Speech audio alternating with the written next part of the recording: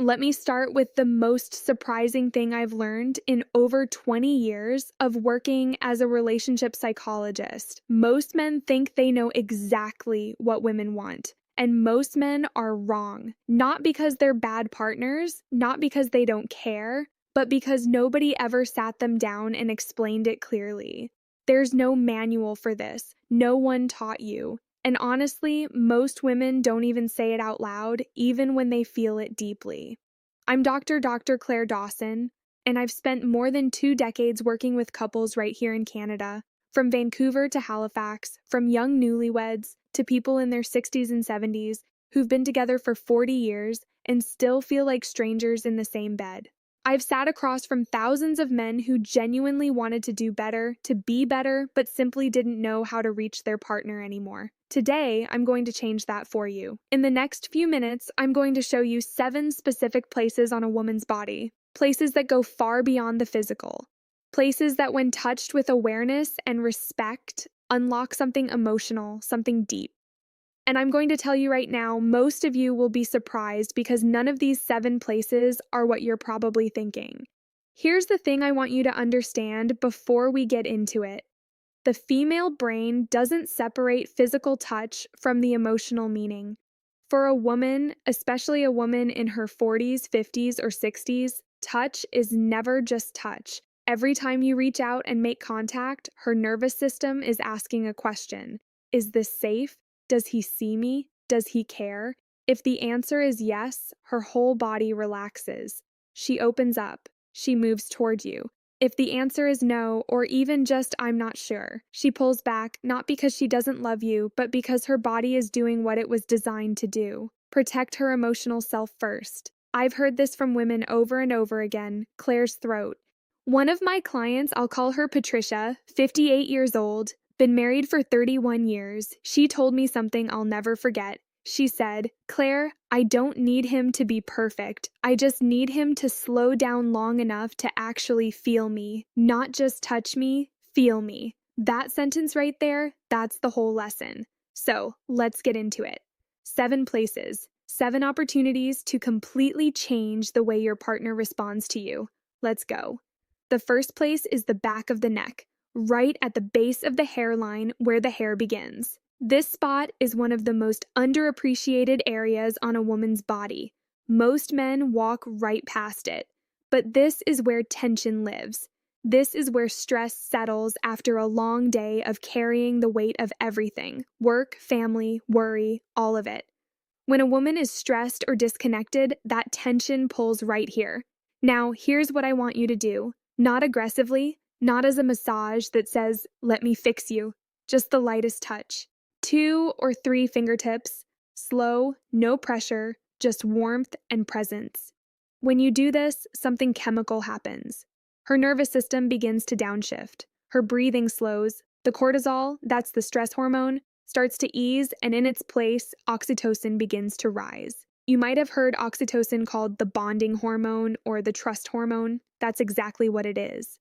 And this spot behind the neck is one of the fastest ways to trigger it. She won't necessarily say anything. She might just go quiet. She might lean into it slightly. That silence isn't emptiness. That's her body saying yes.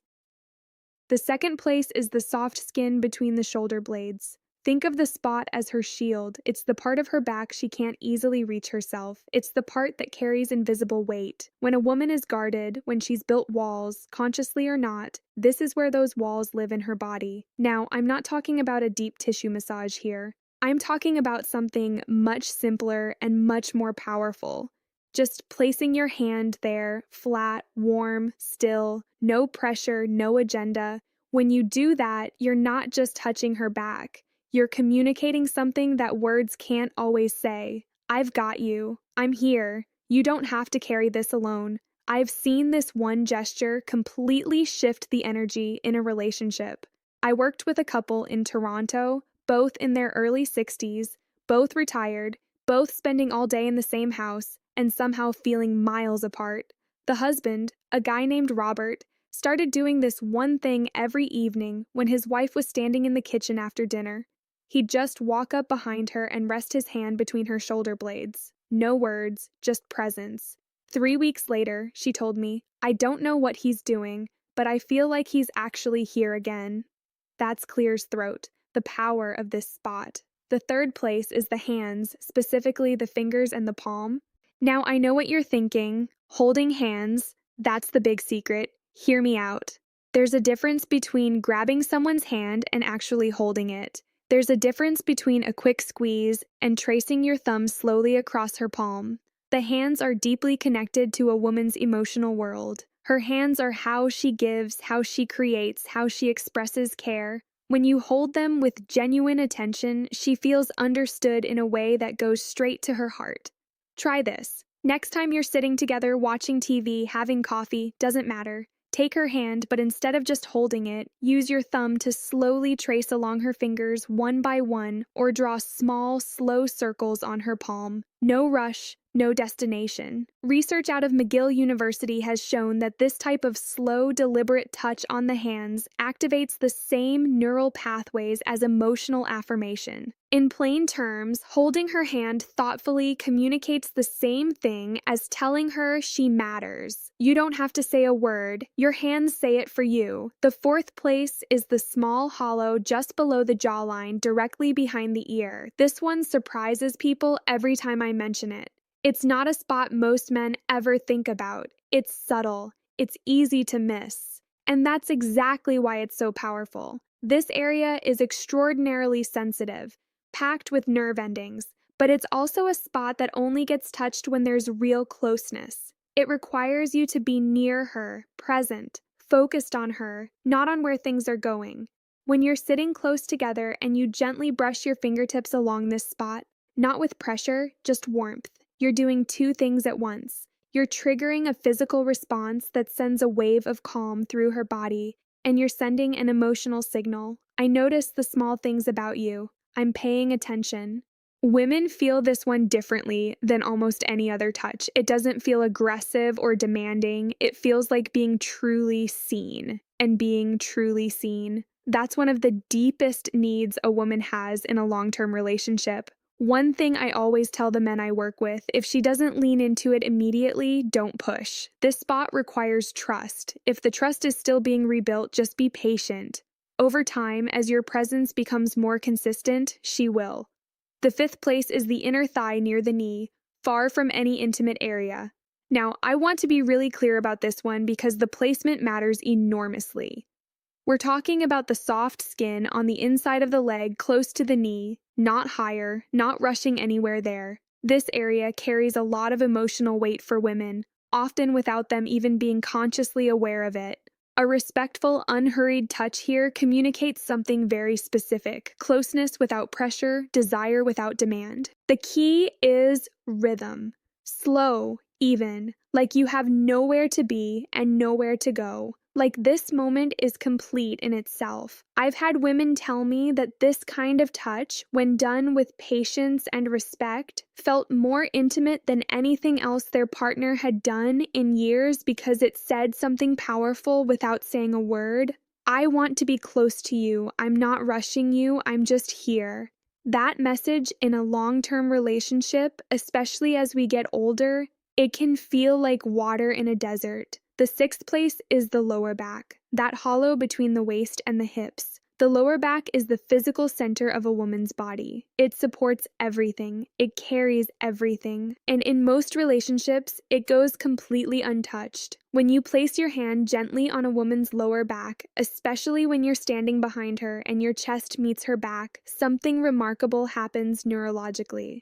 The brain interprets that position as protection, as stability, as someone saying without words, I'm behind you. Literally and figuratively, this isn't about control, it's about containment in the best sense. The kind that makes someone feel safe enough to let their guard down. I want you to think about the last time you stood close to your partner from behind and just rested your hand on her lower back, not going anywhere, just there. If you can't remember the last time you did that, that's worth noticing. Try it this week, not as a technique, as a genuine expression of presence. Stand close, place your hand there, breathe. Let her feel that you're not in a hurry, that you're not trying to get somewhere, that this just being near her is enough for you right now. The seventh place is the most surprising one, and I'll tell you right now, it's not what most men expect. It's not the chest. It's the lower abdomen, the area around and just below the navi. This is the most emotionally significant area on a woman's body, and it's the one that gets overlooked most often. Men either skip right past it or only ever touch it in a way that signals they're headed somewhere else. Both of those are missed opportunities. The lower abdomen is where a woman holds her deepest sense of self. There's real neuroscience here. This area has a dense concentration of vagal nerve connections, which means it's directly wired to the body's emotional regulation system. When this area is touched with genuine care and slowness, it doesn't just feel physical. It feels like being held at the very core of who she is. I always describe it this way to the couples I work with. Imagine you're holding something irreplaceable, something fragile and precious. You wouldn't grab it, you wouldn't rush. You'd move slowly with both hands with complete attention. That's how to touch this place. A warm hand placed gently and with zero urgency on her lower abdomen. This signals something that words rarely accomplish. I trust you with all of me, and I hope you trust me with all of you. When a woman feels that her whole body responds not because of technique, because of truth. Now let me pull all of this together. 7 places: the back of the neck, the space between the shoulder blades, the hands, the hollow behind the ear, the inner thigh near the knee, the lower back, and the lower abdomen. None of these are secret. None of them are complicated. But I guarantee that most of you are not using them, not with the intention and the slowness they deserve. And here's why that matters. As we get older, as relationships grow longer, a strange thing tends to happen. We stop reaching out, not because we've stopped caring, but because the daily routine takes over, because we assume our partner knows, because we're tired or distracted, or we just forget that the small gestures are actually the big ones. But women feel that absence. They feel it in their body before they feel it in their mind. They wake up one day and realize they feel lonely, not because their partner isn't there, but because their partner stopped touching them, stopped noticing them, stopped communicating through the language of physical presence. I think about a man I'll call David, 67, retired, based out of Edmonton. His wife had been increasingly distant for about 2 years. He came to see me convinced the relationship was just running out of steam. Maybe this is just what happens after 35 years, he said. I asked him a simple question: when's the last time you touched her without wanting something in return? He thought about it for a long time. I can't remember, he finally said. That was the whole answer. We talked about these 7 places. He went home. He started small, just a hand on the back of her neck while she was reading. Nothing more.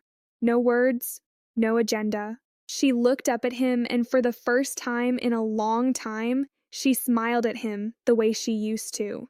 2 months later, he came back in and she told me last week that she feels like I've come back to her. And honestly, I think I have. That's not magic. That's not a trick. That's simply the power of consistent, intentional, respectful physical presence. Here's what I want you to take away from this. The problem in most long-term relationships isn't a lack of love. It's a lack of language. And I don't mean spoken language, I mean the language of touch, slow, unhurried, genuine contact that says, I see you, I'm here, you matter to me. Women, especially women in midlife and beyond, don't respond to urgency. They respond to attention. They respond to being noticed in the details. They respond to a hand that moves like it has all the time in the world, because being with her is the destination, not the starting point. And here's what the research consistently shows, and I've seen this play out in my own practice over and over again. Women have, on average, significantly more sensitive skin nerve receptors than men, particularly in the areas we talked about today: the neck, behind the ear, the fingers, and the lower abdomen. These zones aren't just physically responsive, they're emotionally wired. Touch in these areas triggers oxytocin release, yes, but more than that, they trigger a felt sense of safety. And safety is the foundation of intimacy. You can't have one without the other.